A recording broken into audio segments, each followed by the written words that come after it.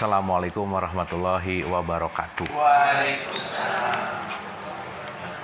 Alhamdulillahirrabbilalamin, segala puja-puji milik Allah Subhanahu wa Ta'ala yang atas rahmat karunia kasih sayangnya. Alhamdulillah, ibu dan bapak, teman-teman semua, siang hari ini kita dikumpulkan di tempat mulia ini. Pertama-tama kita sama-sama doakan siapapun yang menjadi jalan pertemuan kita di siang hari ini senantiasa mendapatkan keberkahan dari Allah Subhanahu wa Ta'ala. Amin. Salawat serta salam juga kita lupakan, kita sampaikan kepada seluruh nabi dan rasul, wabil khusus baginda besar kita Rasulullah Muhammad sallallahu alaihi wasallam, kepada para sahabat-sahabatnya, tabiin, pemuka-pemuka agama, wali-wali Allah, pejuang-pejuang bangsa, dan senantiasa sampai kepada kita sampai akhir zaman. Amin, amin ya Allah ya rabbal alamin. Sehat semuanya? Alhamdulillah.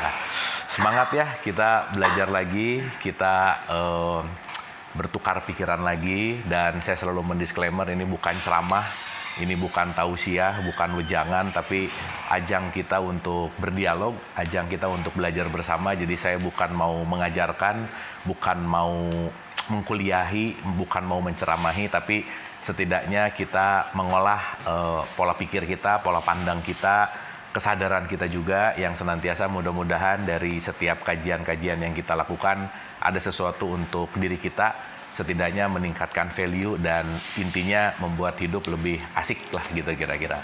Karena ini kita tergabung sama grup ulama ya Pak ya, betul ya? Ya, buat yang belum.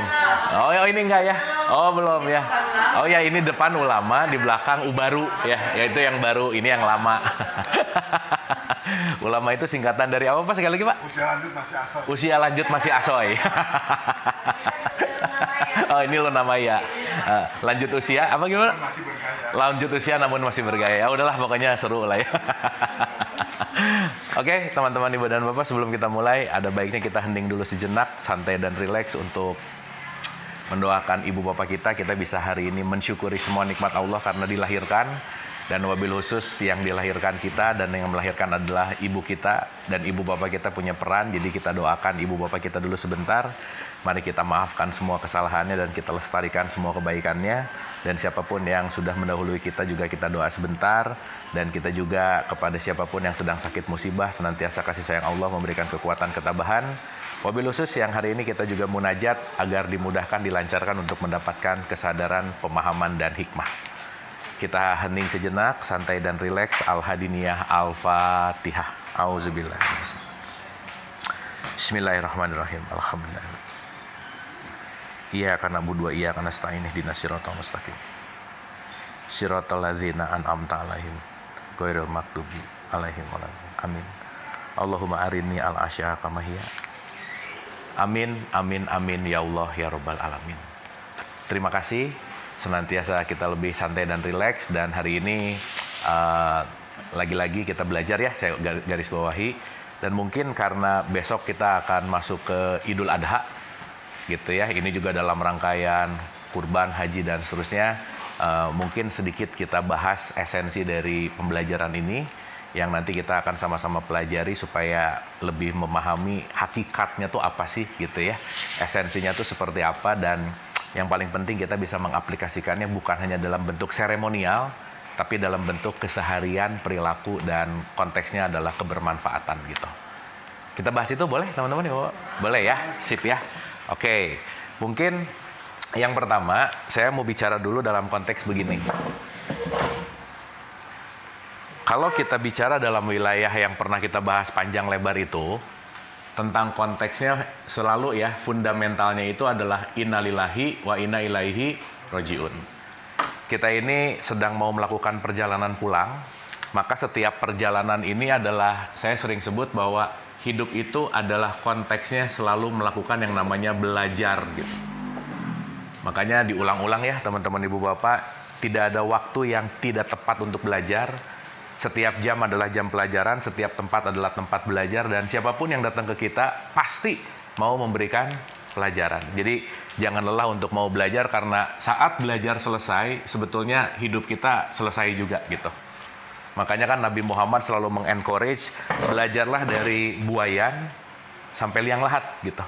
Jadi tidak ada sesuatu yang tidak belajar dalam kehidupan. Jadi jangan sampai para ulama nih ya, yang udah ulama gitu, yang udah sepuh, udah tua deh nggak usah, nggak juga gitu ya.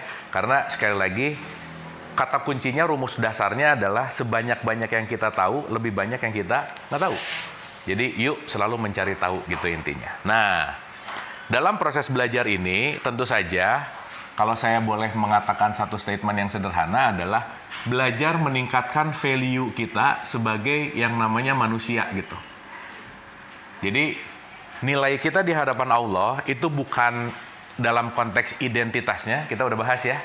Bukan dalam konteks kemasannya, ID atau identitas, tapi kemanusiaan itu terletak pada value atau nilainya kita gitu. Maka nilainya kita di hadapan Allah bukan rajin sholatnya, rajin puasanya, motong sapi atau kambing, bukan itu poinnya. Makanya di surat 2237 itu dibilang, karena berkaitan nama kurban, daging-daging dan darahnya itu tidak sampai kepadaku, tapi yang sampai kepadaku itu adalah outputnya yang disebut dengan yang namanya takwa gitu intinya. Jadi kita tahu dan kita paham bahwa menuju takwa ini perlu jembatan yang namanya adalah ritual gitu. Atau upacara-upacara. Jadi kalau kita bicara besok motong sapi, motong sapi, motong kambingnya adalah ritual, tetapi target akhirnya adalah menjadi orang yang takwa gitu. Sip ya. Jadi maaf ya, bukan berarti orang motong sapi itu kurban tuh belum tentu gitu. Bukan berarti orang motong kambing tuh kurban tuh juga belum tentu gitu. Karena nanti kita ngerti bahwa kurban itu artinya bukan motong sapi, motong kambing. Tapi by the way, kalau teman-teman ibu bapak dengar kata kurban, yang kepikiran apa? Sapi ya? Iya, nggak apa-apa juga sih gitu. Tapi sekarang coba kita renungkan bahwa alatnya sapi, alatnya kambing, tapi tujuannya bukan itu gitu. Tujuannya bukan pemotongannya, bukan. Tetapi bagaimana dengan memotong itu, bagaimana dengan melakukan, karena gini, ritual itu nanti saya sebut sebagai upacara. Gitu ya. Dan yang menarik kalau upacaranya nggak ngerti, tidak akan berdampak pada keseharian kehidupan gitu. Nah jadi kadang-kadang yang jauh lebih diutamakan itu kadang-kadang upacaranya, tapi esensi hakikatnya kadang-kadang jadi lupa gitu intinya. Nah jadi mudah-mudahan nanti kita ngerti bahwa oh kurban itu bukan urusan motong sapi, motong kambing, tetapi dengan memotong itu membawa saya menjadi manusia yang jauh lebih takwa. Nih, ujungnya di sini aja gitu. Goalsnya ada di sini gitu. Sip ya. Makanya saya selalu bilang rajin sholat 5 waktu itu belum prestasi. Besok mau motong sapi limosin belum prestasi. Kenapa? Karena prestasinya adalah ketika kita mencapai titik yang namanya takwa gitu. Sip ya. Karena orang motong sapi, motong kambing bisa gara-gara gengsi gitu misalnya.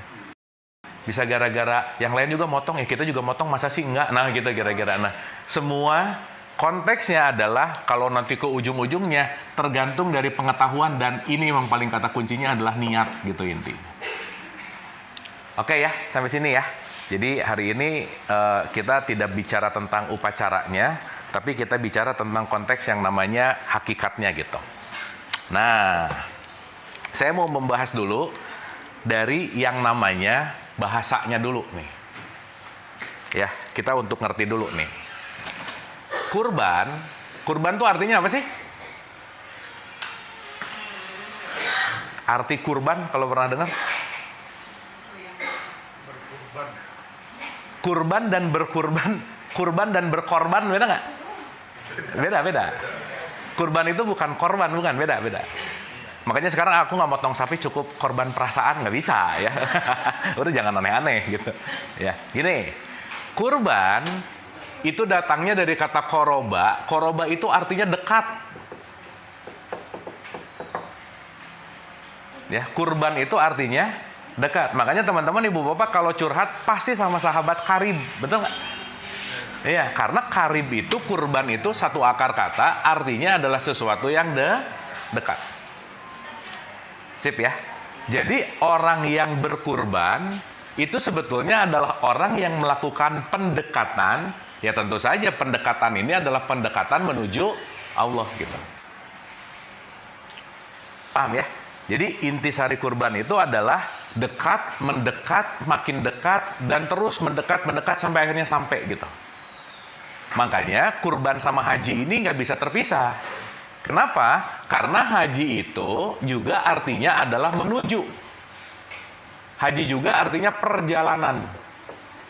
Maka perjalanan ini dilakukan. Gimana caranya? Dengan mendekat, maka ini jadi satu kesatuan perjalanan gitu intinya.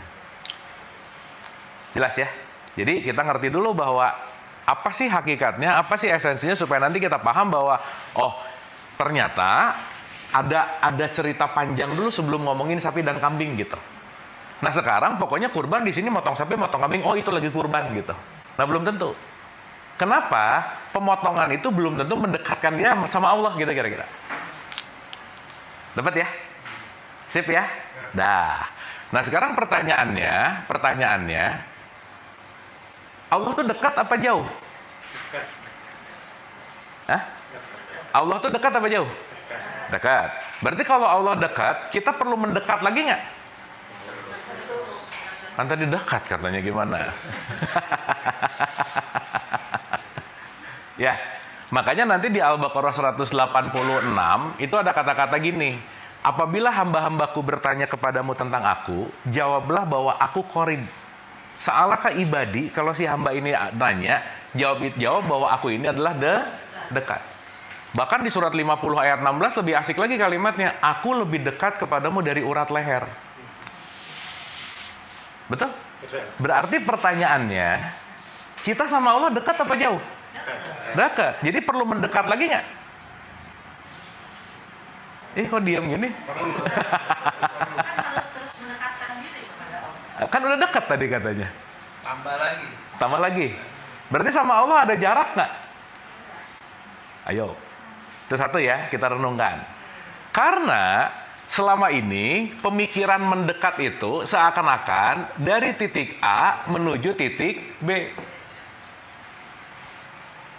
Kalau dari titik A menuju titik B, B-nya ini katakanlah Allah, berarti dia nggak ada Allah dong. Berarti di luar. Berarti di perjalanan nggak ada Allah dong. Betul nggak? Sekarang saya tanya, kalau ngomongin dekat atau jauh, kadang-kadang yang ada di sini jarak nggak kira-kira? Iya dong. Sekarang saya tanya lagi, kita sama Allah ada jaraknya nggak? Nggak ada. Betul? Berarti kalau mau pakai pertanyaan agak lebih dalam, kalau kita sama Allah nggak ada jaraknya, ngapain jauh-jauh ke tempat tertentu untuk mendekat sama Allah coba? Betul nggak? Sementara Allah itu dekat. Sekarang orang haji lagi di Mekah gitu ya. Pertanyaannya, kita doa di Mekah sama kita doa di sini nih, di klinik ini, mana yang diterima sama, yang didengar sama Allah? Hah? Di sini ada nggak? Ada. Di sana? Ada. Berarti kan urusannya bukan tempat dong kalau gitu. Betul nggak? Berarti dekat itu, dalam tanda petik dekat itu, pertama, tidak berbicara tentang jarak, bukan itu. Yang kedua, tidak berbicara tentang tempat. Berarti kedekatan ini bukan urusan jarak dan tempat, tapi ada satu hal kenapa kita perlu berkurban, ada satu poin penting nih. Nah, saya kasih analogi dulu. Sampai sini oke? Sip? Duh, jam-jam segini diajak mikir emang rada-rada sih ya, tapi nggak apa-apa lah ya. Oke, supaya kita beneran dapat gitu. Nah, saya mau kasih analogi begini. Teman-teman, ibu dan bapak, Allah itu punya sifat namanya muhit, dalam tanda petik dia meliputi. Oke?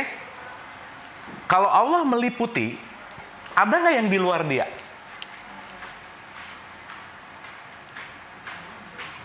Kan meliputi nih. Kalau Allah meliputi, ada nggak sesuatu yang di luar dia? Nggak mungkin. Semuanya diliputi oleh Allah. Tidak ada sesuatu yang di luar dia. Contoh nih. Papan tulis besok bisa saya pindah ke sana. Meja bisa saya pindah ke sini. Kursi bisa saya pindah ke sana. Bisa nggak? Bisa. Tapi esensi yang bisa kita lakukan dalam konteks pemindahan ini, semua barang yang di sini dipindahin, itu dia perlu satu. Perlu namanya ruangan. Betul? Pertanyaan saya, mau meja pindah, ini semua pindah, ruangannya pindah nggak kira-kira? Pertanyaan saya, semua benda di sini diliputi oleh ruangan nggak? Ada di dalam ruangan atau di luar ruangan? Berarti meja ini sama ruangan dekat apa jauh? Dekat atau dekat banget? Dekat banget. Di dalam. Paham? Jadi yuk kita mulai sadari, Allah ini adalah maha ruang kita. Kalau nggak ada ruangannya, nggak ada kita, nggak ada Allah, nggak ada kita, maka tidak ada satupun yang bisa jauh dari Allah. Karena kenapa? Tanpa ada ruangan, kitanya nggak ada, gitu kira-kira. Sampai sini oke? Nah, ini saya kasih analogi sederhana nih ya. Berarti kalau saya ngomongin ruangan, ini saya lagi deket di ruangan nggak? Pindah ke sini? Pindah ke sini? Berarti tidak ada tempat di mana saya terlepas dari ruangan. Pertanyaan saya, mau menjauh gimana dari Allah, orang kita selalu ada di dalamnya. Betul nggak? Cuman begitu orang masuk ke dalam ruangan ini, yang sadar ruangannya pasti sedikit. Langsung sibuk ngurusin meja, kursi. Dia lupa bahwa yang menaungi ini semua adalah ruangannya. Jadi kalau sekarang ada statement, aku kayaknya lagi jauh dari sama Allah. Nggak bisa. Kalau nggak ada Allah, nggak ada kamu dan Allah nggak bisa terpisah. Kenapa? Karena Dia adalah ruang, kita adalah isinya, gitu kira-kira. Sampai sini oke? Oke? Jadi supaya gini, saya tuh banyak nanya ya ke orang-orang, Allah dekat apa jauh? Itu tuh spontan, dekat. Dekatnya gimana? Udah pokoknya dekat aja, nggak ngerti gitu. Dekatnya tuh seperti apa tuh nggak paham gitu. Tapi ya that's okay. Tapi saat kita ngerti bahwa Dialah yang maha meruangi, Dialah yang segala sesuatu, Dialah yang awal dan yang akhir. Satu mindset dulu bahwa tidak ada siapapun yang bisa lebih jauh dan yang bisa menjauh dari Allah tuh nggak mungkin. Clear? Berarti, satu, Dia nggak ngomongin jarak dong. Betul? Dia juga nggak ngomongin tempat dong. Berarti jauh dekatnya kita dengan Allah ditentukan oleh apa? Satu, yang menentukan adalah kesadaranmu. Sadar nggak Allah dekat atau tidak? Kira-kira dalam keseharian, ibu bapak teman-teman lebih banyak sadar, lebih banyak nggak sadar, yang mana?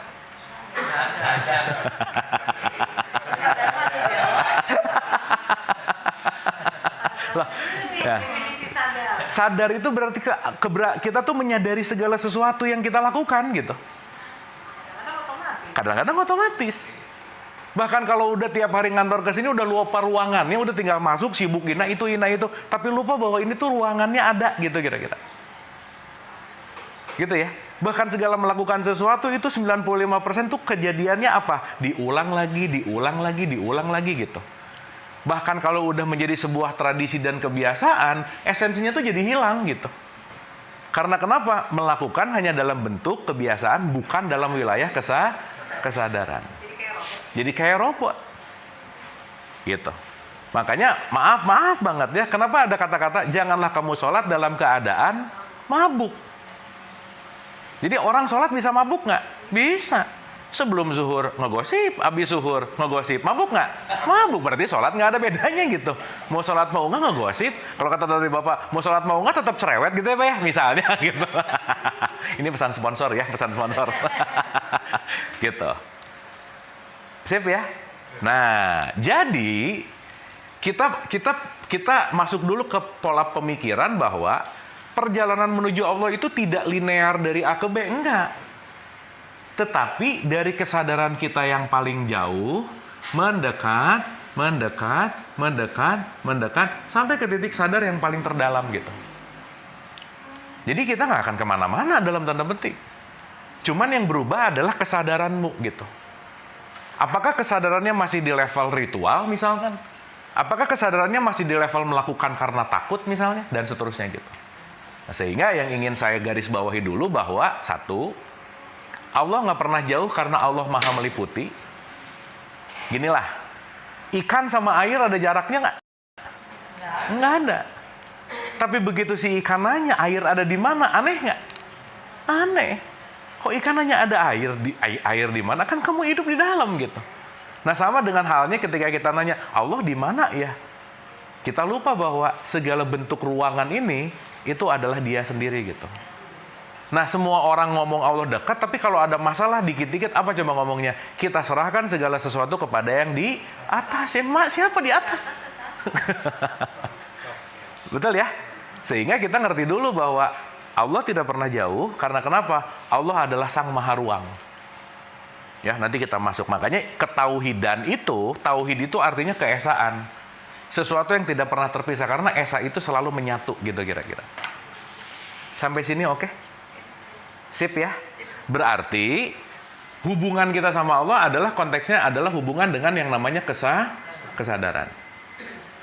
Setidaknya ginilah ibu bapak teman-teman. Kalau orang sadar ngerjain, pertama, dia tahu ini buat apa.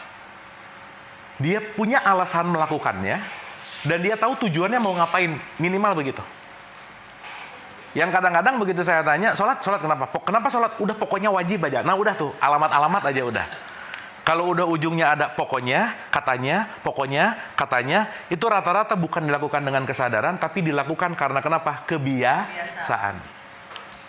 Dan sesuatu yang dilakukan kebiasaan itu tidak merubah apa-apa. Makanya yang pernah kita bahas, punten mohon maaf, orang tidak merubah kebiasaannya, tidak akan merubah hidupnya. Nggak bisa aja. Makanya ya kita ulang-ulang ya, bahwa, maaf nih ya, ada loh orang abis pengajian tuh, aduh solehah banget, baru pulang pengajian, belum. Karena soleh dan solehah bukan pulang dari pengajiannya, tapi apa yang dikaji merubah kebiasaan gitu. Sip ya? Oke? Dapat ya? Mangga Pak. Tadi kan bahwa Allah itu dekat ya. Ya. Apa? Ya, dekat loh. Tapi kenapa kita selalu suka tergoda, suka ada godaan? Ya. Terus yang kedua, mengapa manusia suka kehilangan kesadaran mereka seperti itu? Betul. Karena manusia dianugerahi yang namanya ego, Pak.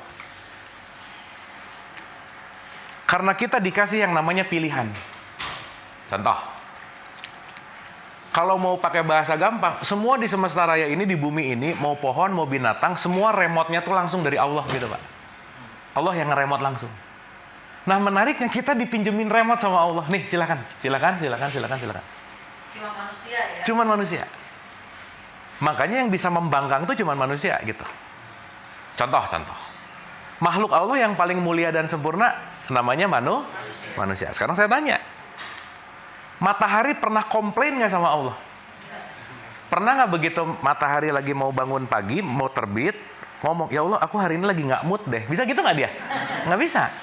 Jadi dia mau lagi mood kek, mau enggak kek, mau abis putus sama pacarnya kek, mau lagi ribut sama pasangan, terserah. Kamu jam 6 keluar, jam 6 tenggelam. Nolak nggak dia? Nggak. Sip.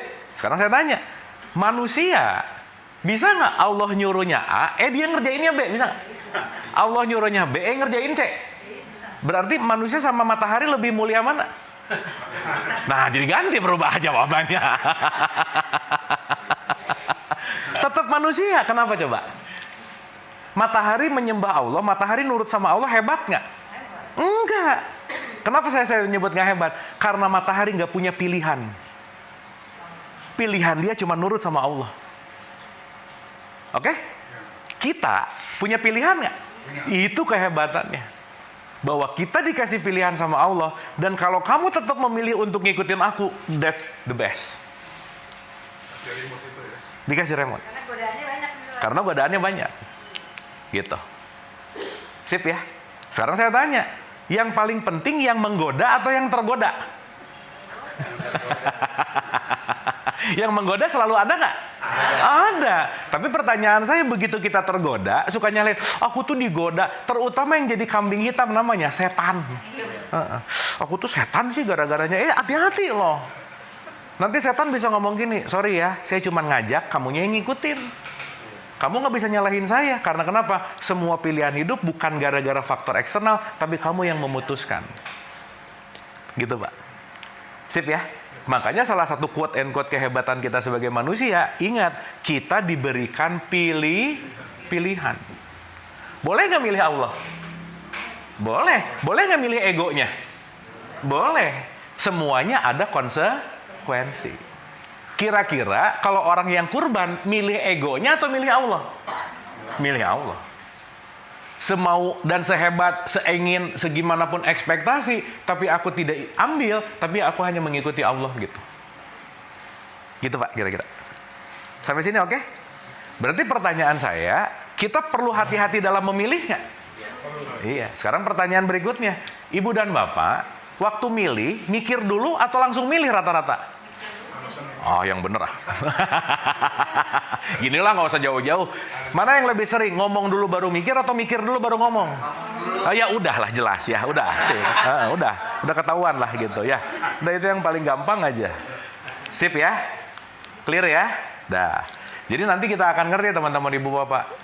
Problem utama dalam hidup itu bukan orang lain, bukan lingkungan, tapi egomu. Karena manusia nggak pernah punya masalah dengan siapapun dan siapapun kecuali sama egonya. Pernah sebel sama orang nggak? Oh, sering. Ya, saya mau tahu frekuensinya sih sebenarnya ya. Sekarang saya tanya, waktu kita sebel sama orang, kita sebel sama orangnya atau kita sebel sama gambaran kita terhadap orang itu? Gambaran kita. Karena kita melihat orang itu pakai ego, nggak seapa adanya. Betul nggak? Dan di dalam ego ini nanti semuanya apa? Kategori ada di situ, keinginanku ada di situ, mau-mauku ada di situ. Yang di luar nggak sesuai sama kategori kita, nyebelin. Betul? Berarti yang bermasalah dianya atau ego kita? Berarti yang cerewet yang mana, Pak?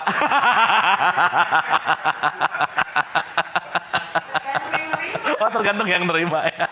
Tapi kalau cerewet mah nyebelin aja sih ya, Pak ya. Sip ya, dapat ya? Oke. Jadi nanti kalau udah ngerti ini, Ivan saya mau langsung ke ujung ya.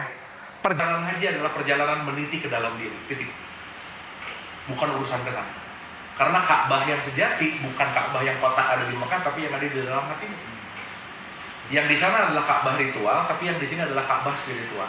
Yang di sana adalah Ka'bah fisik, tapi yang di sini adalah Ka'bah esensi.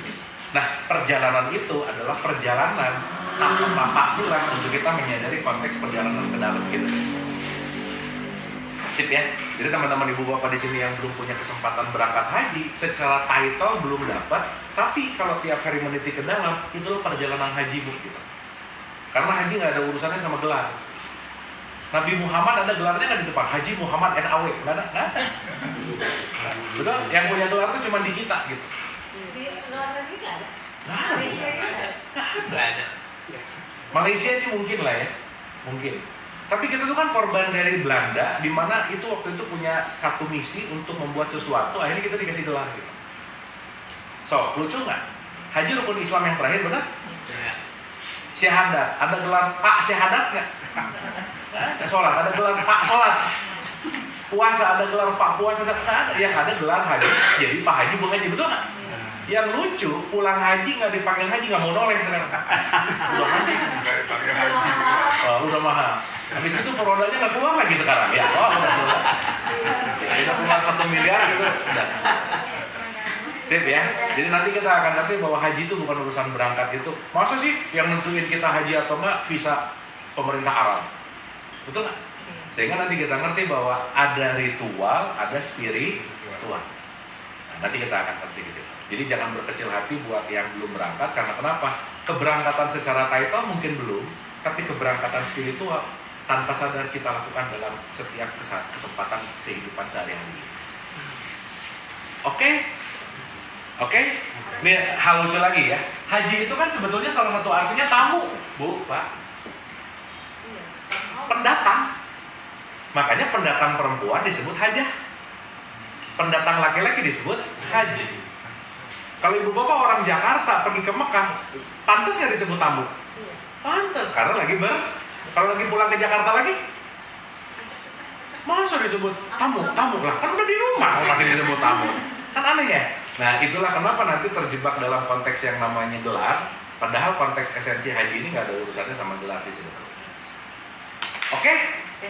Dapat sesuatu ya? Nah, jadi saya mau ngambil dari beberapa variabel ini dulu supaya nanti kita ngerti. Nah, berarti pertanyaan besarnya adalah kita selalu melakukan yang namanya pilihan. Ingat, saya recap dulu ya. Kurban itu adalah mendekat, di mana Allah nggak pernah jauh, tapi yang selalu menjauhkan adalah kesadaran. Dan ego ini akan menjadi hijab bagi seseorang untuk nggak sadar. Jadi hijab kita semua itu namanya ego gitu. Ya, hijab itu penutup. Ya, bukan kerudung, bukan ya, penutup. Jadi dinding loh gitu. Nah, yang menghijab kita keluar semua ini, semua yang kita lihat keluar, jangan lupa kita melalui ego dulu baru melihat keluar gitu kira-kira. Sehingga bisa jadi seseorang tidak melihat seapa adanya karena kenapa? Melalui lensa ego itulah kita bisa menilai semua orang di luar diri kita. Nah, ini part serunya kita mulai dari awal. Sampai sini oke? Sip ya? Oke. Ini baru pemanasan, sekarang baru kita mulai. Sip? Sip. Dapat ya? Nah, sekarang kita ngomongin secara historical. Kurban itu selalu berkaitan dengan satu sosok atau satu ikon yang namanya Ibrahim. Oke? Di mana Ibrahim itu dalam tradisi Islam dibawa di sholat di atahiyat terakhir, betul nggak? Ibu bapak teman-teman suka nanya nggak? At least ada pertanyaan nggak? Kenapa yang dibawa waktu sholat Ibrahim? Kenapa nggak Musa? Kenapa nggak Isa? Kenapa nggak Adam? Gitu misalnya. Suka nanya gitu nggak? Belum. Oh belum. Oh nggak nanya ya? Nah, kalau gitu saya mau nanya nih di sini. Kenapa di sholat kok Allahumma sholli ala Sayyidina Muhammad kama sholaita ala Sayyidina Ibrahim? Kenapa begitu? Kan nggak ujung-ujung itu keluar kalau nggak ada alasannya dong, betul nggak Bapak? Iya. Karena nanti kita akan ngerti bahwa ternyata itu bukan hanya ucap-ucap, bukan hanya baca-bacaan, tetapi ada sesuatu yang jauh lebih esensial daripada apa yang diucapkan gitu.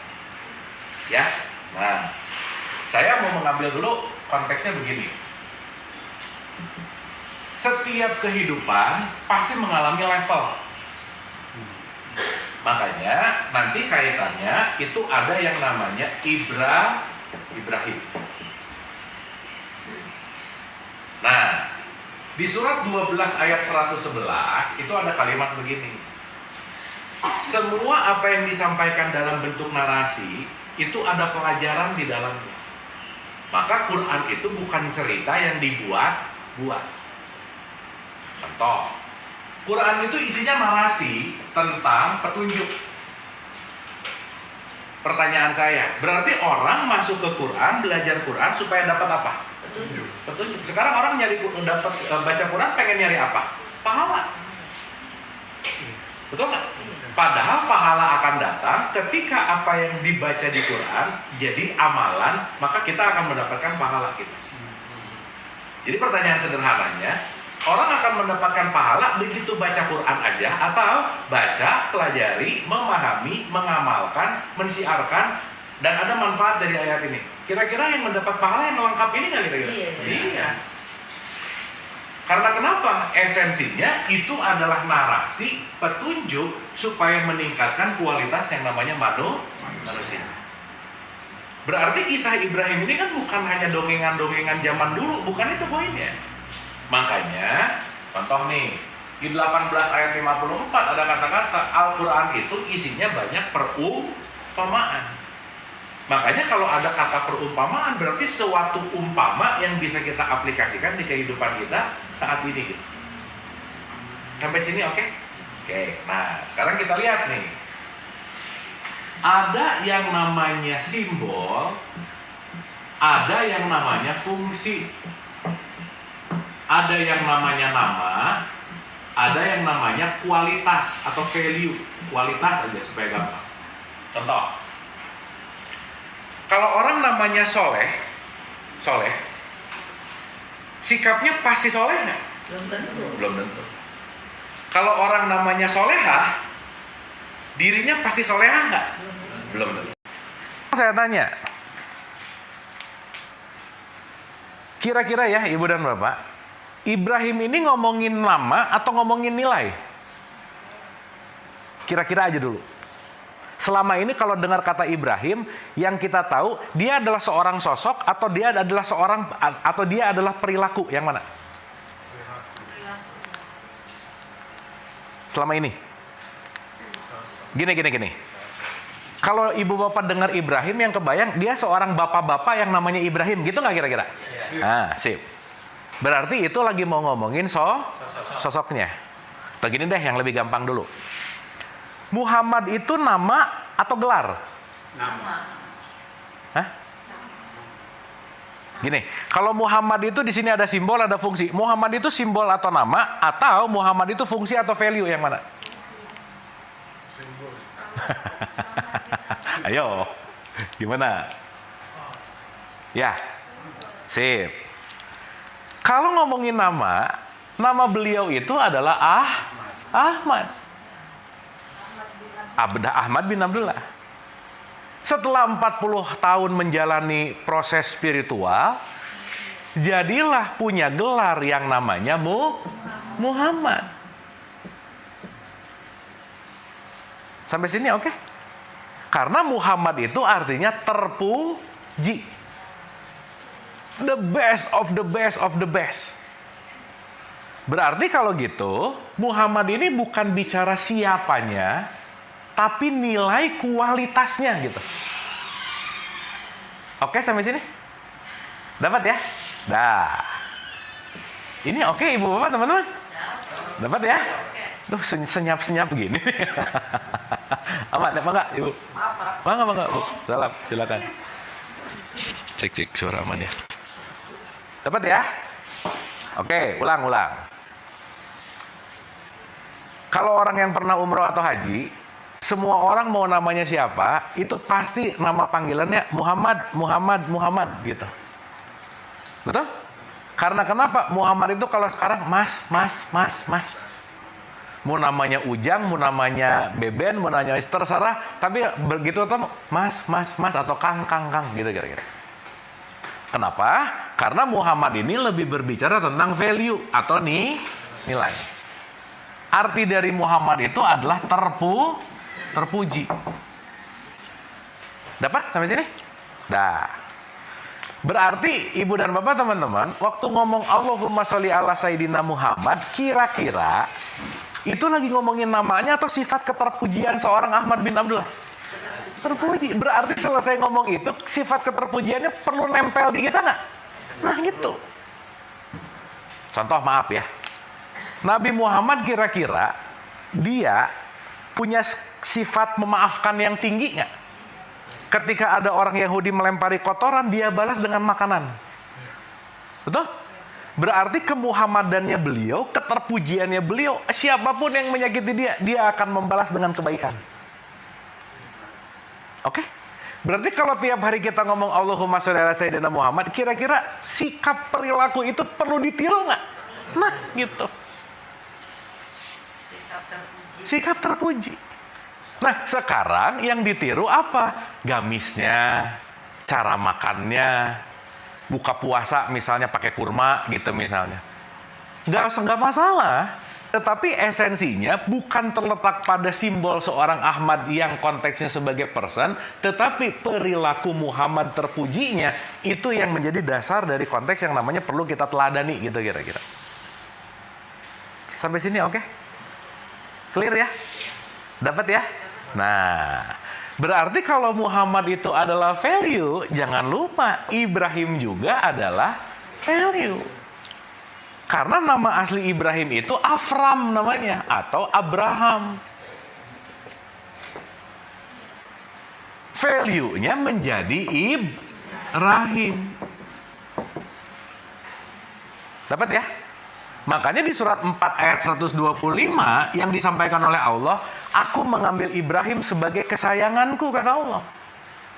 Ini kan lagi nggak ngomongin tentang orang yang namanya Ibrahim, bukan. Tapi kesayangan Allah yang dekat dengan sifat-sifat Allah adalah orang yang sudah masuk ke level yang namanya Ibrahim. Sampai sini oke dulu? Dapat ya? Nah, kelak nanti Ibrahim itu artinya apa? Bijaksana dan penuh dengan welas asih. Itu namanya Ibrahim. Makanya puncak dari semua keterpujian itu di dalamnya ada kebijaksanaan. Jadi ibu dan bapak nanti kapan-kapan kita perlu waktu yang panjang ya. Jadi nanti kalau kita ngomongin Adam, Idris, Nuh, Hud, Lut, Soleh, semua nama nabi itu bukan personnya, tapi itu kualitasnya gitu. Makanya di Quran yang paling sering nama nabi disebutin siapa? Dua, Musa dan Ibrahim. Kenapa? Musa itu adalah berpikir, Ibrahim itu adalah bijaksana gitu. Maka kalau kita nggak pakai pikiran dan nggak bijaksana, nggak bisa. Musa banyak nanya. Makanya kalau saya pakai analogi ya, Musa itu IQ. Musa selalu dilempengi sama Harun. Harun itu EQ. Ibrahim itu SQ-nya. Lengkap semuanya, namanya Muhammad gitu. Oke. Sip ya. Jadi maaf ya kalau tiap hari ngomong Allahumma sholli ala sayyidina Muhammad kama sholli ala sayyidina Ibrahim, selesai salat Assalamualaikum ngejulit sama orang. Yang tadi berarti beo dong. Tadi ngomong aku mau terpuji penuh dengan welas asih, beresnya ngehina orang. Sadar juga enggak ya. Bahkan nggak pernah mempertanyakan kenapa Ibrahim. Makanya nanti kita ngerti. Di surat 16 120 sampai 123 ada kata-kata, wahai Muhammad ikutilah Ibrahim. Karena dia adalah seorang yang hanif dalam tanda petik sikap gitu kira-kira. Sampai sini oke? Clear? Pertanyaan. Untuk menuju bijaksana, kira-kira orang lahir langsung bijaksana nggak? Nggak mungkin. Pasti dari level 0 dulu gitu. Proses. Jadi kalau saya mau kasih skala, dari 0 sampai 100, itulah proses perjalanan dari basic sampai menjadi Ibrahim. Ya, dapat ya? Oke. Berarti akan ada melalui perjalanan nggak? Iya dong. Tingkat 1, tingkat 2, terus sampai nanti di tingkat 100. Konteksnya adalah bagaimana dia sampai kepada level yang namanya tertinggi gitu intinya.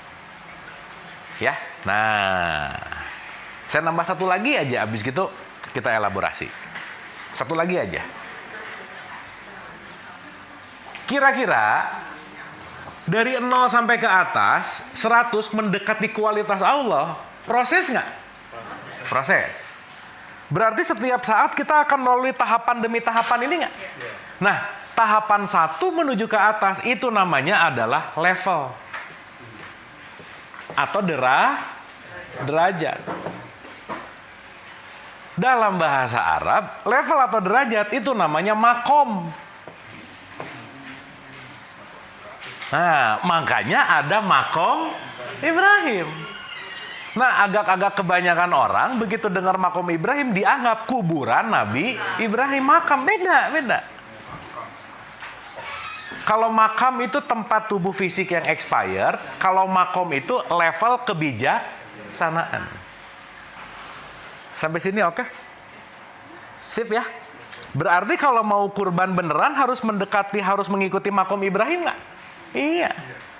Makanya dalam proses kurban kita lagi melalui step 1, 2 dan seterusnya sampai nanti titik di mana ib itu sumber, rahim itu kasih sayang. Puncaknya welas asih, itulah yang disebut yang namanya makom Ibrahim. Oke? Berarti kegiatan ini kegiatan tahunan atau harian? Harian. Tiap hari kita latihan untuk menuju kepada makom Ibrahim. Karena ini semua adalah keseharian yang nggak bisa lepas gitu. Sampai sini oke dulu. Sip ya. Kita bahas terminologinya dulu. Nanti kita rangkai. Mudah-mudahan selesai dari sini get something gitu. Ulang. Kurban adalah mendekat kepada Allah. Berarti kurban berkaitan dengan perjalanan level kita.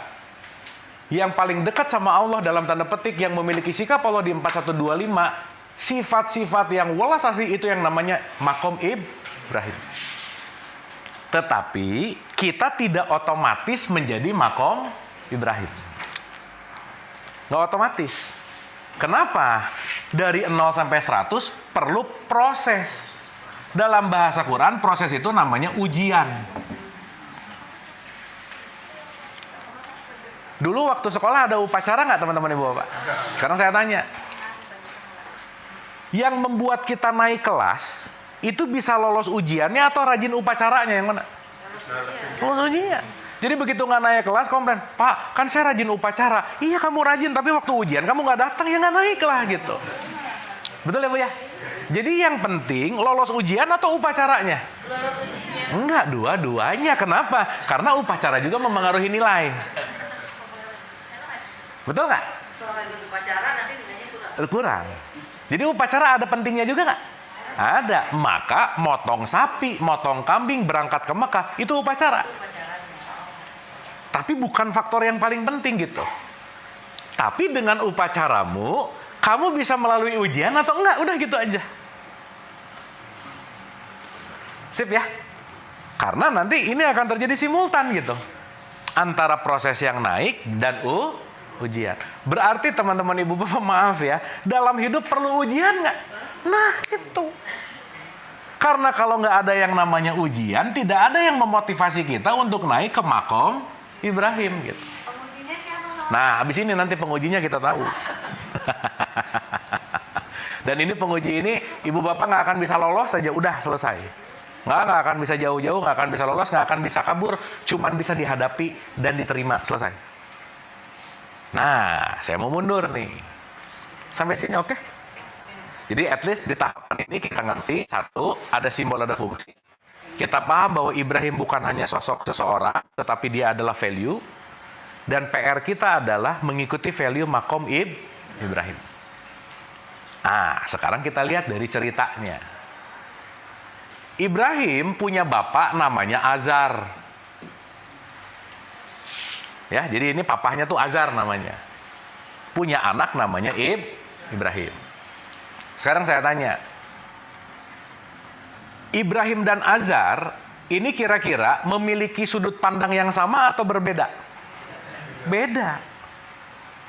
Jadi kalau pakai pinjam istilah anak-anak atau parenting zaman sekarang, maaf ya, menurut teman-teman ibu bapak, kalau anak gak nurut sama bapak atau sama ibunya, itu anak yang soleh atau anak yang durhaka? Karena terminologinya nggak nurut, betul nggak? Nah, jadi udah pokoknya anak durhaka misalnya, karena dia nggak nurut apa keinginanku. Oke? Nah, sekarang kalau gitu saya mau nanya, Ibrahim teladan bukan? Teladan dong, kan tadi disuruh Allahumma sholli ala sayyidina Muhammad kama sholli ala sayyidina Ibrahim. Sekarang berikutnya, kalau menggunakan premis bahwa anak yang nggak nurut disebut anak durhaka, berarti Ibrahim anak yang soleh atau anak yang durhaka? Nah, nggak enak jawabnya nih pasti. Nggak nurut, betul nggak? Berarti Ibrahim nggak mau nurut sama bapaknya, maka dia tidak mengikuti bapaknya. Kalau menggunakan terminologi sekarang disebut durhaka. Pertanyaan, yang kita panggil namanya Azar atau namanya Ibrahim? Berarti Ibrahim ini yang menjadi contoh, berarti Ibrahim ini yang menjadi panutan, betul nggak? Jadi nomor satu, pelajaran kurban ibu bapak, nomor satu. Maaf ya, nomor satu nih. Tidak semua orang tua layak diikuti oleh anaknya, itu nomor satu. Betul? Karena tidak ada perintah disuruh ikutilah ibu bapakmu, nggak ada. Tetapi berbuat baiklah kepada ibu bapakmu. Karena Ibrahim pun ketika nggak nurut sama bapaknya, tapi dia tetap membuat good relationship sama papahnya. Kenapa? Karena Azar nyembah berhala, Ibrahim nyembah Allah. Berarti Ibrahim nggak mau ikut-ikutan bapaknya, betul nggak? Sekarang saya tanya, berarti Ibrahim sosok yang ikut-ikutan atau sosok yang dia mau mengalami langsung terhadap apapun informasi? Ginilah, dia korban dogma doktrin nggak kira-kira? Enggak. Pakai akal. Jadi begitu ngomongin berhala ya, sembah, Ibrahim mikir, masa Tuhan kayak gitu? Berarti Ibrahim penuh dengan why nggak pemikirannya? Iya. Berarti Ibrahim ini dogmatis atau non-dogmatis? Berarti dia menggunakan akal. Sementara mayoritas di kita gimana? Pokoknya. Maka teman-teman ibu bapak maaf ya, jangan mau nganggap bahwa berhala itu patung. Bukan. Berhala adalah pola pikir yang mematung yang tidak pernah berubah. Berhala adalah pola keyakinan yang mematung yang tidak berubah. Pokoknya. Dari dulu juga begitu. Dan itu rata-rata nggak ada argumen gitu. Jadi kalau ngelihat Azar sama Ibrahim, ini kira-kira kalau di zaman sekarang nih, orang tua yang kira-kira baby boomers punya anak yang namanya Gen Z gitu kira-kira. Udah. Gen Z itu udah nggak bisa nggak bisa. Langsung dia berargumen. Kamu kalau nggak sholat masuk neraka. Langsung ngomong, emang neraka di mana mah? Beres, ibunya nggak bisa jawab. Sehingga gimana? Di sini sudah tidak bisa menggunakan pola dogma dan doktrin, artinya apa? Mengedepankan yang namanya argumen. Maka jangan lupa, kebijaksanaan di dalamnya ada penggunaan akal. Jadi kalau tidak menggunakan akal, ikutan. Sementara 616 bilang, kalau kamu mengikuti kebanyakan orang di muka bumi ini, mereka akan menyesatkanmu dari jalan Allah. Kenapa? Orang yang ikut-ikutan, cuman ikut-ikutan, tidak tidak mempergunakan akalnya. Karena kenapa? Udah yang lain kambing, yang lain sapi, yang lain pergi. Kenapa? Wallahu alam bisawab. Udah aja, nggak tahu kenapa. Sip. Jadi kira-kira perbandingan Azar sama Ibrahim, kalau boleh dikasih analogi agak lebay ya Ibu Bapak, 99% di sini, 1% di sini. Pertanyaan. Misalnya ini ada kue. Semua orang ngomong kue ini enak, tapi saya belum nyobain. Belum nyoba nih sayanya. Boleh nggak saya ngomong sama Ibu Bapak kue itu enak? Boleh-boleh aja, tapi tidak otentik, betul nggak? Saya bisa ngomong kue itu enak setelah saya icip-icip, nyobain, otentik, baru saya bisa bilang. Betul? Berarti saya ngomong kue ini enak karena saya udah nyoba. Itulah yang disebut bersaksi. Makanya di tradisi Islam, rukun Islam yang pertama disuruh apa kita? Bersaksi, bukan disuruh percaya. Maka Azar ini main percaya aja, Ibrahim ini tim bersaksi, nggak mau langsung percaya. Jadi ibu dan bapak teman-teman, please, milikilah dalam diri kita ruangan yang namanya ruangan skeptis. Semua narasi yang masuk ke diri kita, jangan langsung dipercaya. Sebelum kita bersaksi dan mengalami langsung. Terutama omongan saya dari tadi awal, please jangan dipercaya. Karena saya tidak berusaha meyakinkan sesuatu, sharing, tapi tolong dijadikan informasi, dimasukin ke ruangan ini, pelan-pelan nanti dikunyah. Begitu ibu bapak mengalami langsung bersaksi, baru di situ bisa ngomong, Shadaqallahul azim. Benar ternyata. Tahu dari mana benar? Saya ngalamin langsung. Bukan gini, benar ternyata. Kenapa? Katanya sih begitu. Nah gimana? Sip ya? Dapat ya? Berarti pertanyaannya, Ibrahim ini tipikal mau ikut-ikutan atau dia mau bersaksi? Mau bersaksi. Bersaksi. Ya, dah. Ini poin garis bawah banget nih, tanda seru banget. Nah, dan ini ceritanya. Ibrahim, dia punya pola pikir, dia punya keyakinan. Makanya ibu bapak, Ibrahim itu tipikal orang yang kenal sama Allah, bukan karena dongeng, karena ceramah, karena buku, karena narasi, tapi dia langsung mengalami.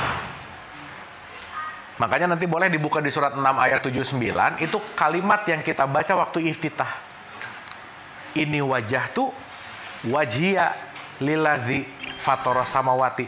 Itu adalah proses rangkaian Ibrahim ketika mencari Tuhan. Dia ngelihat bintang dulu hilang, bukan. Ngelihat matahari, bulan, Tuhan hilang, bukan, dan seterusnya. Sampai dia mengalami langsung. Intinya gini lah, sampai saya icip rasanya, enak, tahu, wah, ini baru enak, gitu. Sip ya? Sementara kebanyakan langsung icip-icip atau percaya sama cerita. Ikut-ikutan. Pokoknya begini benar ya, begini. Apalagi yang ngomongnya figur otoritas gitu, benar aja langsung. Belum tentu loh. Kenapa? Saringlah segala sesuatu dengan akalmu, simpanlah dalam ruang skeptis, sehingga ketika kita memiliki akal dan skeptis, kita tidak langsung mengiyakan segala sesuatu yang datang ke kehidupan kita gitu. Oke? Dapat ya? Nah, ini part yang paling esensialnya. Ulang ya. Jadi pelajaran kurban nomor 1, ingat, karena ini urusannya sama orang tua nih, mau nggak mau. Karena ibu bapak maaf ya, saya mau loncat dulu ke terakhir nih. Urusan haji itu sebetulnya dalam konteks yang namanya tawaf, sa'i, dan seterusnya, itu kaitannya cuma ada tiga poin aja. 1 Ibrahim, 2 Hajar, 3 Ismail. Makanya di Masjidil Haram di dalamnya ada Hajar Aswad, Hijri Ismail, makom Ibrahim. Ya, dapat ya? Berarti tiga-tiga ini memiliki peran nggak kira-kira? Iya. Kenapa Ismail menjadi anak yang soleh? Karena orang tuanya harmoni dalam tanda petik. Jadi pelajaran nomor 2, tadi 1, tidak semua orang tua layak diikuti. Pelajaran nomor 2, makna dari kurban adalah membentuk keluarga yang sakinah, itu nomor 2. Jadi kalau nggak sakinah, berarti tidak mengindahkan hubungan antara Ibrahim, Hajar, dan Ismail. Karena nanti pondasi terbesar dalam hidup ini yang akan membuat kita naik ke makom Ibrahim itu adalah keluarga, gitu kira-kira. Maka hal yang paling esensial dalam kurban, kasarannya ginilah. Orang yang dekat sama Tuhan adalah orang yang membangun kualitas hubungan yang baik sama orang-orang terdekatnya. Dah, itu aja. Nah, ini mulai di kenapanya. Ya, yuk. Kita lihat. Dalam perjalanannya, Ibrahim, dia dianugerahkan istri yang pertama namanya Sarah.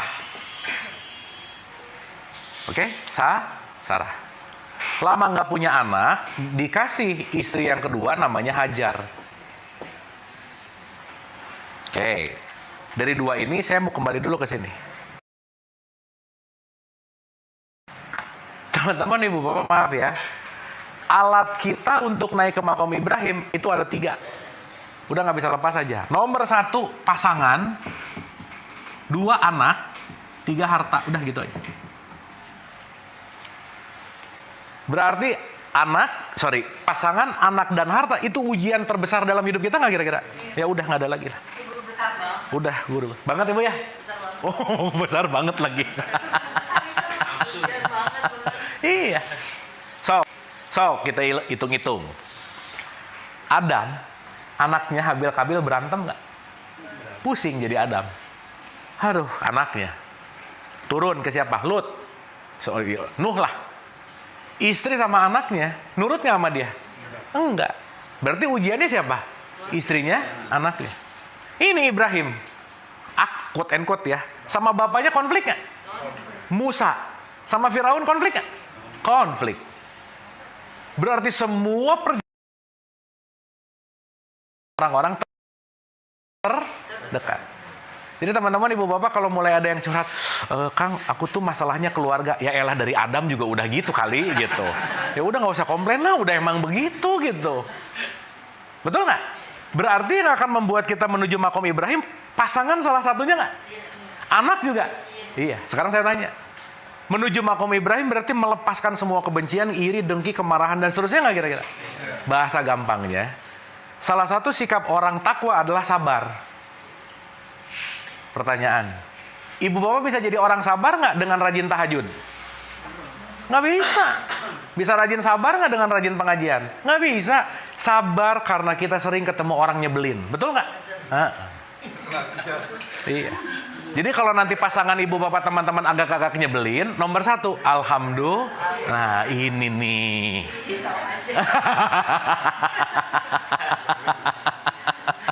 Jadi kalau anak udah mulai ngeselin, aduh alhamdulillah ya Allah, ini anak mulai ngeselin karena kenapa? Dia kelak akan jadi Ibrahim. Benar nggak? Ngelawan. Kan Ibrahim ngelawan sama bapaknya. Jangan lupa loh, anak tuh punya benihnya sendiri, dia punya kurikulumnya sendiri. Jangan sampai orang tua nggak ngerti benihnya, sok-sokan dia mengajarkan sesuatu yang seakan-akan benar, padahal tidak sesuai sama benihnya gitu.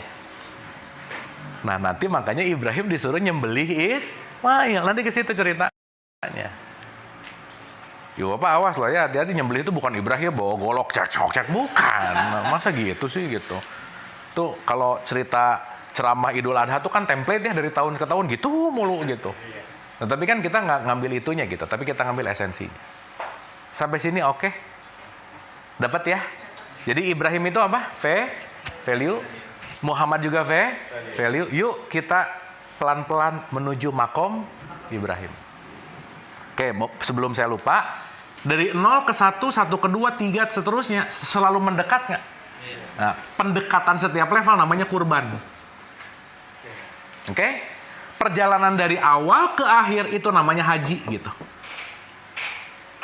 Jadi kalau saya mau ke meja ini, dari sini ke sini, set nyampe, itu haji namanya. Tapi begitu, satu langkah kurban, terus gitu. Jadi ini semua satu kesatuan yang tidak bisa terpisah. Nah, singkat cerita, Hajar melahirkan Ismail. Nggak jauh, Sarah juga melahirkan Ishak. Udah nanti garis keturunannya panjang lah. Tapi untuk diketahui aja, nanti Ishak ngelahirin Yakub. Nama kecil Yakub itu Israel. Nanti dia ngelahirin Yusuf. Yusuf nanti ke bawah. Nanti yang paling gede-gede siapa ya? Daud, Sulaiman, Musa, Isa di sini terakhir. Nah ini garis keturunan superstar Nabi dan Rasul yang diketahui. Betul nggak? Ini yang paling banyak diceritain di garis keturunannya Sarah sebenarnya. Nanti Muhammad datangnya di sini nih. Gitu. Makanya nanti di sini daerah Yerusalem, di sini daerah Arab gitu kira-kira. Anyway, dan semua agama besar lahir di sini. Contoh, begitu Muhammad disuruh ngikutin Ibrahim, berarti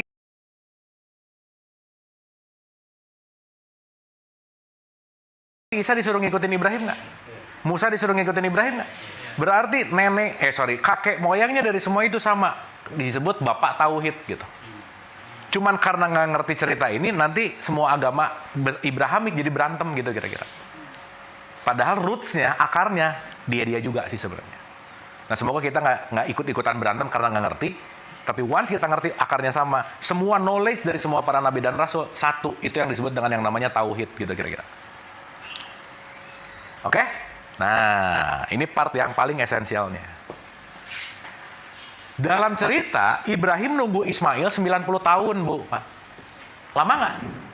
Pertanyaan, begitu 90 tahun first baby born, anak pertama lahir, kira-kira happy banget nggak? Muncul nih namanya ego. Anak nih. Wah, udah deh. Bisa nggak kecintaan dia kepada Allah terkikis bahwa anak jauh lebih penting dari Tuhan? Bisa nggak? Bisa banget. Contoh lah kita ngomongin realitas. Saking anaknya pengen banget memaksa bapaknya untuk korupsi. Bisa begitu nggak? Nah, pokoknya mati-matian bela-belain gimana caranya mau mau halal kayak mau haram kayak gimana yang penting anak. Berarti ada kecintaan berlebih kepada anak yang dalam tanda petik membuat hubungan Ibrahim sama Allah jadi nggak bagus gitu. Makanya Allah ngingetin, ini teatrikalnya kira-kira, hati-hati. Ini anak ada, datang sebagai apa? Ujian. Berarti anak guru besar bagi orang tuanya nggak? Iya. Ibu bapak kira-kira anak yang pengen nongol atau orang tuanya yang pengen punya anak? Jadi yang harus berbakti yang mana? Suka aneh-aneh aja, yang pengen nggak mau berbakti gimana coba? Betul ya, Bu ya? Tapi anak yang disuruh berbakti sama orang tua, aneh nggak, Bu? Iya. Terus si anaknya bisa, "Mah, saya tuh nggak pengen ada banget sih, gimana coba?" Nggak dilahirin sih. Oh, nggak minta dilahirin kan mama yang pengen, gitu. Iya, Tapi, mama bapak yang enak-enak kita yang mau. iya, mama bapak yang lagi happy-happy, tiba-tiba aku ada, gitu. Happy tuh. Kenapa? Happy-nya apa? Happy-happy lah, Pak, gitu. Pengen tahu aja. Dapat ya maksud saya ya. Sehingga jangan lupa bahwa anak itu justru guru besar bagi orang tuanya. Ujian. Bu ya, di surat 8 ayat 28 misalnya. Wah, itu jelas banget. 64 ayat 16, lebih jelas lagi sampai 17 tuh. Hartamu 34 37 misalnya ya kalau pakai bahasa Quran. Bukan harta, bukan anak yang mendekatkan kamu. Anak dan harta adalah ujian. Pasangan dan anak adalah musuh. Wah, udah deh. Artinya apa? Siapapun orang-orang yang didekatkan kepada kita, pasti sumber malapetaka dalam tanda petik. Ujian. Itulah kenapa ibu bapak teman-teman, kita nggak mungkin disakiti hatinya sama orang yang kita benci, musuh kita, enggak. Kita akan selalu disakiti hati sama orang yang kita sayang. Titik. Kenapa? Akan ada yang namanya kemelekatan. Bahasa kerennya disebut attachment. Jadi semakin melekat, semakin kita akan sulit untuk naik gitu. Semakin berasa. Semakin memiliki. Semakin ngatur. Ingat ya rumus yang kemarin kita bahas. 1, kalau hidup pengen lebih bahagia, nomor 1. Gak usah pengen dihargai, itu nomor 1. Udah. Semakin pengen dihargai, wah udah deh, egonya dikasih makan terus. Yang kedua, ingin diakui, udah aja, dikasih makan lagi egonya. Yang ketiga, pengen ngatur lagi gitu. Apalagi pengen memaksa dan ingin menjadi seperti orang lain, selesai aja udah. Dan itu biasanya terjadi sama siapa? Orang-orang terdekat kita gitu. Sip ya? Makanya konteks menyembelih bukan dipotong, bukan. Sembelilah kecintaan berlebihmu kepada Ismail karena kenapa? Kalau kamu mengedepankan Ismail, aku bisa jadi nomor 2 gitu kira-kira. Saya tetap nomor 1 loh ya, dalam tanda petik. Tuhan cemburu. Bukan cemburu sih, Bu. Cuman, kalau kita nggak selaras dengan keinginannya Tuhan, ya kita nggak akan selaras dengan kehidupan gitu kira-kira. Ya mungkin kalau pakai bahasa sufi ya gitulah. Allah Maha Pencemburu, ya boleh-boleh aja sih. Gitu. Karena kan kekasih sejatinya sufism atau dalam konteks perspektif gini. Ibu Bapak pernah dengar nggak di surat 51 ayat 49 itu ada kata-kata, aku ciptakan berpasang-pasangan. Pernah dengar nggak? Saya tanya, kalau Ibu Bapak dengar berpasangan ting yang langsung kepikiran apa? Suami istri gitu ya? Nah, ya boleh, nggak apa-apa. Tetapi dalam konteks esensi, pasangan itu cuman esensialnya cuma ada 2. Satu disebut holy, pencipta, yang kedua disebut makhluk. Dapat? Allah itu holy, kita ini jadi pasangan sejati makhluk siapa? Holy. Jadi suami istri itu pasangan ilusi sih sebenarnya. Itulah kenapa pernikahan sebetulnya untuk menjadikan siapapun yang menjadi pasangan kita mendekat kepada pasangan sejati yang namanya Allah gitu.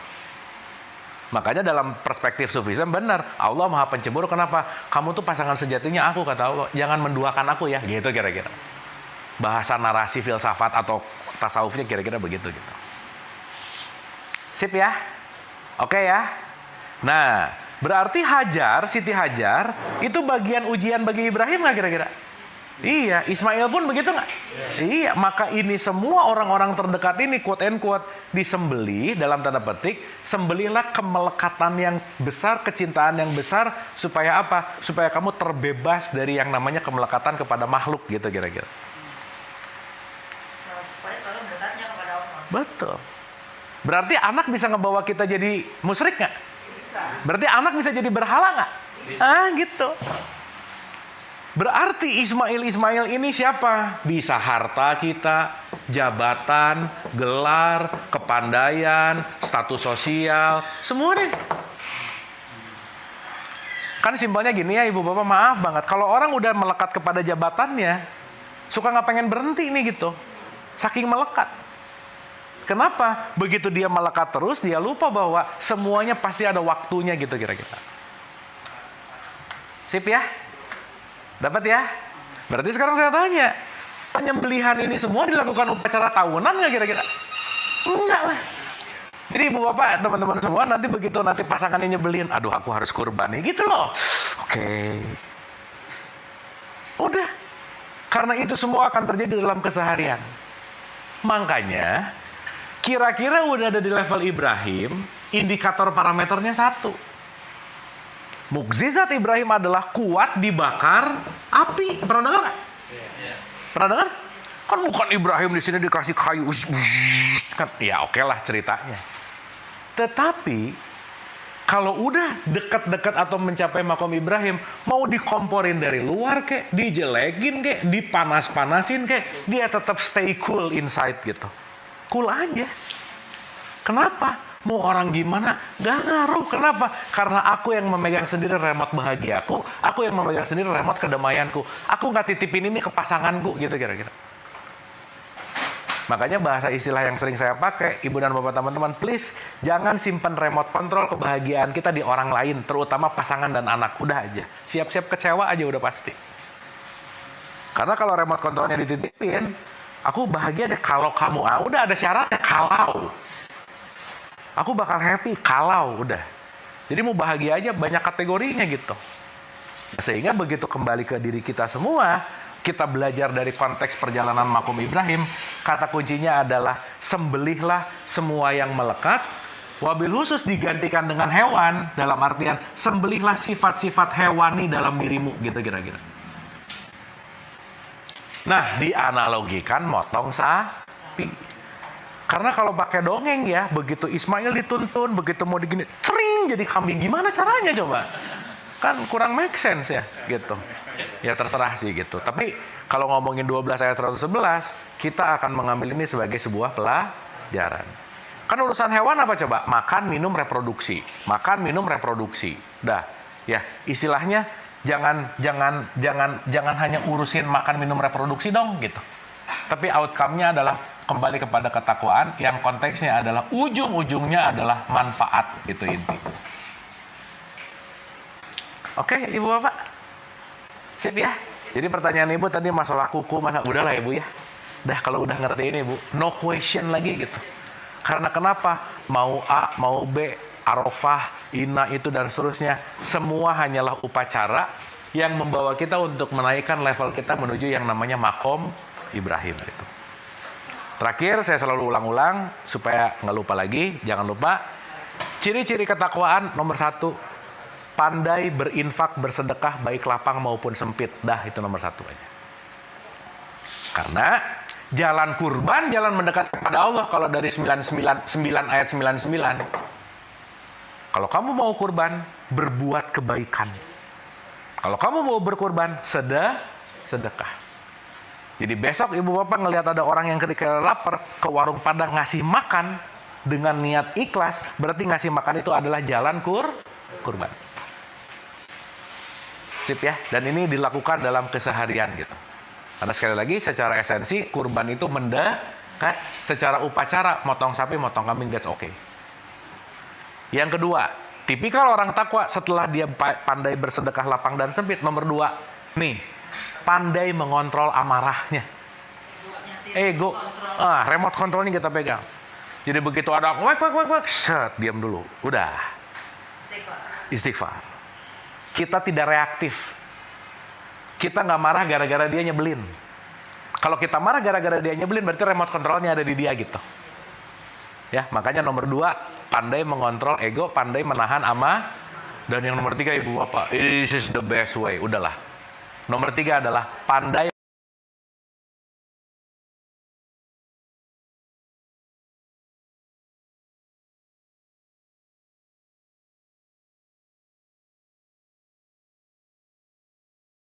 memaafkan. Pertanyaan, kita bisa langsung jago memaafkan nggak? Nggak bisa. Berarti kalau jago memaafkan perlu banyak ketemu orang nyebelin nggak kira-kira? Jadi Ibu Bapak begitu besok ketemu orang nyebelin satu, alhamdulillah. Begitu nyebelin, alhamdulillah ya Allah gitu ya. Mau alhamdulillah boleh sih, nggak apa-apa ya, rada ngegas juga boleh-boleh aja sih gitu. Udah Bu. Karena kalau Ibu nggak ketemu orang yang pika sebelen, Ibu nggak belajar jadi orang takwa. Iya.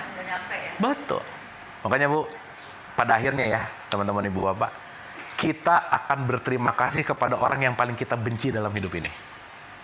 Karena tanpa mereka nggak mungkin ada di kelas ini. Nggak mungkin. Mereka yang menghantarkan kita ke kelas ini. Jadi pada akhirnya kita akan terima kasih sama orang yang julid, bete, keselin kita, apa kenapa. Tanpa mereka kita tidak terlatih. Nggak belajar. Sip ya? Dapat ya? Nah, semoga momentum besok Idul Adha bukan hanya momentum pesta daging yang jadinya overdosis, jangan ya.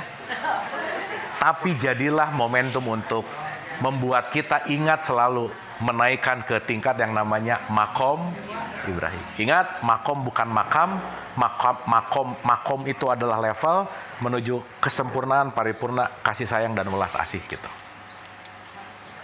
Gitu kira-kira? Mangga?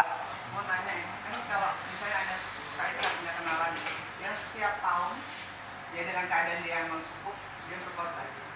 Terus tahun berikutnya dalam keadaan dia juga yang lagi nggak ada, dia tetap merasa gue harus berkorban sampai dia istilahnya menunggu gitu gitu. Ya. Itu gimana? Ya, nomor 1 Bu, urusan dia itu nomor 1 ya.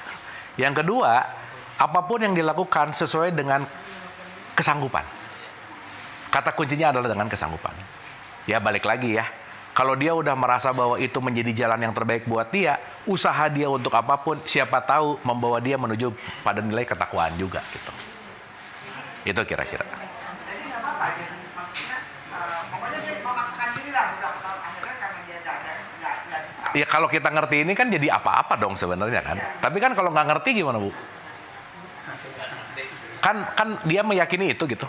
Ketika dia ngerasa bahwa dengan ini dia menunaikan, that's okay buat tahapan itu gitu. Tetapi kalau kita udah ngerti ini, kan udah bukan urusan lagi sapi atau kambingnya gitu loh, Bu. Gitu. Iya, selalu diulang-ulang gini ya. Ketika ada orang udah limosin sapinya udah banyak banget, sekarang kurbannya beda, Bu. Kurban saya adalah ini ada satu community ngasih beasiswa untuk orang sekolah. Itu kurbannya. Dan that's fine. Dengan perspektif pendekatan kepada konteks kurban yang esensi gitu. Jadi nggak harus selalu binatang. Iya, kan itu perumpamaan. Cuman karena di masyarakat kita sudah menjadi sebuah konsensus, kalau kurban itu sapi dan kambing, ya udah, itu kan jangan diapa-apain, udah. Gitu. Iya. Contoh ya, maaf. Kira-kira yang ngerti ini banyak atau dikit? Dikit. Yang ngerti hakikat kan 1%. Nih, ini saya ngomongin hakikat. Punten ya, mohon maaf. Berarti kalau besok motong ayam secara hakikat, boleh-boleh aja nggak? Boleh-boleh aja secara hakikat. Tapi jangan nanti berantem. Aneh sendiri. Orang sapi kambing ini ayam. Kenapa? Kok? Nah, ceritanya jadi ribut gitu. Kenapa? Karena nanti kita akan bentrok dengan majority belief gitu kira-kira. Itu aja sih. Sip ya? Berarti tadi sekitar pembicaraan kita teman-teman ibu bapak ada perjalanan ke dalam untuk merefleksi diri nggak kira-kira? Itu kan namanya wukuf di padang Arafah. Barusan tuh lagi wukuf loh.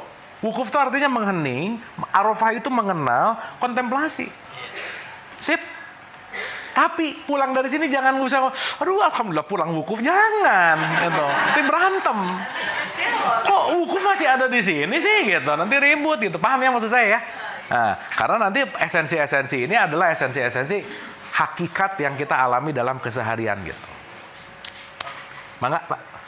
Tadi kan masalah dari yang makam itu kan kebijakan ya. Iya. Kalau harus di contoh Level. makam level. Nah, kan kalau orang pergi haji tawaf itu kan banyak yang pada suka sholat di situ. Makom Ibrahim. Iya. Iya. Terus tadi itu kan kenapa orang harus sana gitu kan, harus sholat di sana gitu kan, memang ada sholat sebenarnya. Terus yang kedua masalah hajar aswad itu, Iya. ya kan, kenapa orang ada yang ingin selalu menuju ke sana, Iya. kan?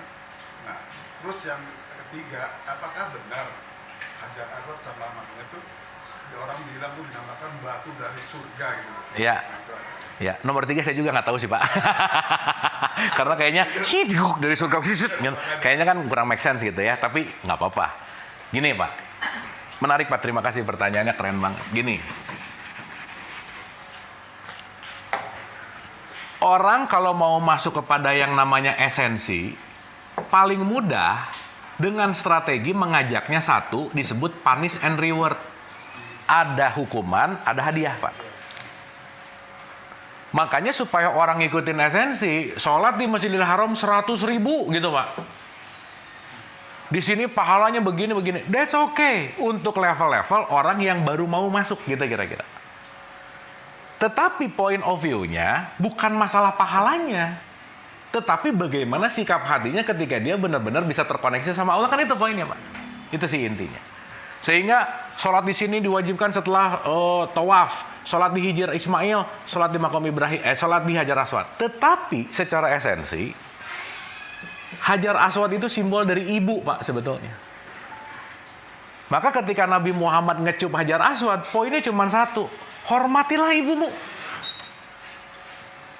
Nah jadi sekarang kalau kesana sikut-sikutan nyium terus pulang kurang ajar sama ibunya, nggak dapet berarti gitu. Itu satu. Yang kedua, Ismail, Hijr Ismail. Ismail itu dari kata sam'a. Sam'a itu artinya mendengar. Il itu dari kata Eloi. Eloi itu adalah Tuhan. Artinya apa? Jadilah orang yang pandai mendengar gitu loh Pak. Sehingga punya makom Ibrahim, pijakan yang kokoh penuh dengan yang namanya welas asih. Gitu. Ini kan sebenarnya simbol. Makanya kemabruran itu bukan di sini gitu loh Pak. Begitu pulang, simbol-simbol ini jadi perilaku atau tidak gitu. Gitu sih intinya. Nah memang kesibukan-kesibukan orang banyak sibuk dalam wilayah upacara dan ritual yang ngomongin ini dari surga lah, ini 100.000. That's okay. Karena itu dalam wilayah yang namanya upacara gitu. Tapi secara esensi, ini adalah sebuah perjalanan, sebuah perilaku yang kita lakukan dalam keseharian. Gitu Pak. Insya Allah next kita bahas hajinya. Nah ini kan baru kurban nih, nanti kita bahas haji. Saya kan, Pak. ini cukup bagus banget sekali. Ya. Jadi intinya gini kan, kurban itu kan identik dengan haji. Haji. Artinya 11-12. Ya. Kurban itu sepakat dengan haji. Ya. Nah, ini bagaimana secara hukum syariat Islam, mengapa kita mau berangkat haji? Ini pengalaman di pribadi saya, karena udah siap semua nih, besoknya berangkat, ternyata batal gitu loh. Kenapa kita mau menghadap Allah, ditahan dengan kondisi, apakah Arab Saudi itu sudah sebagai Ulil Amri atau belum? Ya. Nah ini kenapa jadi kadang kita mau ngadap kok ditahan gitu loh. Ya, sip. Sehingga kita tidak berangkat. Gitu. Betul. Nah itu gimana? Yang ditahan sama Arab itu bukan Bapak menghadap sama Allahnya. Bapak datang ke Mekahnya. Paham ya? Karena penahanan itu adalah Bapak datang ke area yang namanya Mekah, Tanah Suci, dan seterusnya. Itu yang disebut dengan konteksnya adalah syariat, gitu kira-kira. Ya. Oke? Tetapi dalam konteks hakikat, kita perlu ke Mekah untuk dekat sama Allah nggak kira-kira? Enggak. Karena dia ada di mana-mana. Gitu intinya. Sehingga Pak, nanti kalau kita buka surat 3 ayat 96-97, jangan lupa loh. Haji itu diperintahkan untuk seluruh manusia. Bukan orang Islam. Iya. Berarti ini kaitannya sama universal. Manusia. Nah, perjalanan haji yang seperti apa yang kepada manusia, yang terjadi kepada manusia? Bukan hanya perjalanan pindah dari Jakarta ke Mekah ke Tanah Suci dan balik lagi gitu. Bukan itu poinnya. Karena kalau di sana disebut Tanah Suci, masa di sini nggak suci? Karena itu dianggap sebagai sebuah historical place. Nanti kita akan melihat sebagai rekam jejak ulang lah gitu Pak kira-kira. Untuk mengambil sebuah spirit. Karena point of view-nya bukan keberangkatan kita ke sana yang membuat kita haji, tetapi keberangkatan kita dari diri ke dalam diri kita, itulah yang disebut haji yang sejati gitu. Masa mau ketemu Allah diatur sama pemerintah Arab Pak? Kan nggak masuk akal ya. Sekarang ada mau haji Pak, berapa tahun ngantrinya? Lebih dari 30 tahun. Iya, masa mau ketemu Tuhan 30 tahun dulu nunggu? Betul nggak? Nah, saya mau menutup sama kisah menarik Pak. Ada satu kisah, 2 orang malaikat lagi berdiskusi semasa musim haji ceritanya. Begitu dia ngeliat di daerah Mekah dan sekitarnya ada ratusan ribu orang yang sedang melakukan haji, malaikat ini ngomong ke satunya, di sini nggak ada yang lagi haji katanya. Terus si malaikat ngomong, masa sih? Ini kan lagi nih, nggak. Mereka cuma berritual. Tapi yang haji itu di sana, jauh dari Mekah Pak. Di suatu tempat, hanya satu nih yang hajinya lulus menurut malaikat ini. Dia tanya, kan dia nggak berangkat, kenapa kamu ngomong ini lulus? Jawabannya sederhana. Kenapa dia lulus sebagai haji? Karena saat dia mau berangkat haji ke Mekah, tetangganya kebakaran, dan semua bekalnya dikasih ke tetangganya karena dia mau menolong, dan dia nggak jadi berangkat ke sana, dan menyisihkan bekal untuk tetangganya. Itulah poin dari haji itu sendiri gitu. Nah, itu yang disebut dengan mabrur gitu kira-kira. Oh, ini kan terkenal banget kisah ini gitu. Nah, jadi haji bukan masalah pergi atau tidak, bukan masalah gelar atau tidak. Secara hakikat, haji adalah kaitan adalah meniti ke dalam gitu.